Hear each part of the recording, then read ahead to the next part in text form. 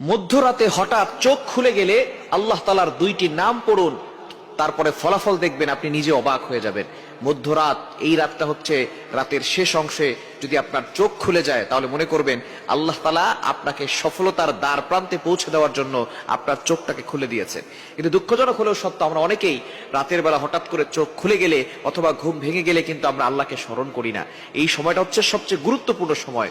বুখারী শরীফের বর্ণনা, নবীজি সাল্লাল্লাহু আলাইহি ওয়াসাল্লাম জানিয়ে দিয়েছেন, নবীজি সাল্লাল্লাহু আলাইহি ওয়াসাল্লাম বলেন, রাতের শেষ অংশে, মধ্যরাতের পরেই রাতের শেষ অংশে যখন রাত একেবারে গভীর হয়ে যায়, এই সময়টা আল্লাহ তাআলা প্রথম আসমানে চলে আসেন এবং আল্লাহ তাআলা বান্দাদেরকে ডাকতে থাকেন, কার কি লাগবে আমি আল্লাহর কাছে চাও, আমি আল্লাহর কাছে বলো। অভাবে পড়ে গেছো, বিপদে পড়ে গেছো, তুমি টেনশনে পড়ে গেছো, দুশ্চিন্তায় পড়ে গেছো, আমি আল্লাহর কাছে সাহায্য চাও, আমি আল্লাহ তাআলা সকল বিপদ আপদ থেকে, বালা মুসিবত থেকে তোমাকে হেফাজত করব।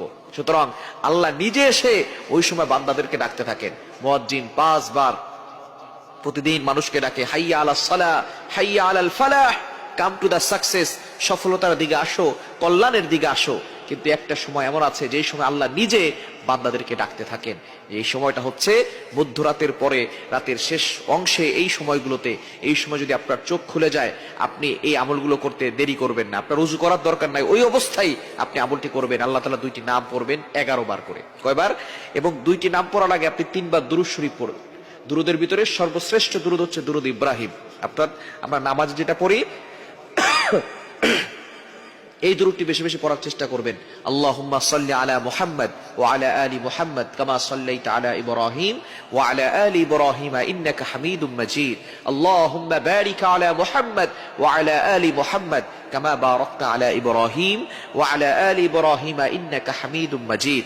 এটা আপনি 3 বার পড়বেন। আর যদি এটা একটু বেশি কষ্ট হয়ে যায় তাহলে সাল্লাল্লাহু আলাইহি ওয়াসাল্লাম, সাল্লাল্লাহু আলাইহি ওয়াসাল্লাম, সাল্লাল্লাহু আলাইহি ওয়াসাল্লাম, এটা 3 বার পড়বেন। এরপর আল্লাহ তাআলার দুইটি গুণবাচক নাম পড়বেন।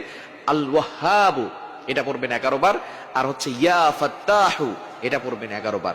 এই দুইটি নাম পড়ে আপনি আল্লাহর কাছে দোয়া করবেন, দেখবেন আল্লাহ তাআলা আপনার সকল চাওয়া পাওয়াগুলো কবুল করবেন, আপনার নেক আশাগুলো আল্লাহ তাআলা কবুল করবেন। আল্লাহ তাআলা নিজে বলে দিয়েছেন 9 নম্বর পারা 13 নম্বর পৃষ্ঠার 4 নম্বর লাইন, সূরা আরাফের 180 নম্বর আয়াতে আল্লাহ বলছেন, ওয়ালিল্লাহিল আসমাউল হুসনা ফাদউহু বিহা। তোমরা আল্লাহর গুণবাচক নাম পড়ে দোয়া করো, আল্লাহ তাআলা তোমাদের দোয়াগুলো অ্যাকসেপ্ট করবেন, তোমাদের সকল নেক আশাগুলো পূরণ করবেন। সুতরাং আমরা আল্লাহর কাছে চাইতে জানি না। আমরা এই রাতের শেষ অংশে, মধ্যরাতের পরে যদি হঠাৎ করে আপনার চোখ খুলে যায়, আপনি আল্লাহর কাছে দোয়া করবেন, দেখবেন আল্লাহ তাআলা আপনার সকল চাওয়া পাওয়া গুলো কবুল করবেন, বিপদ থেকে আল্লাহ হেফাজত করবেন। আল্লাহ তাআলা যদি কাউকে দেন তাহলে তার আর কোনো টেনশন থাকে না। দুনিয়ার রাজা বাদশা যদি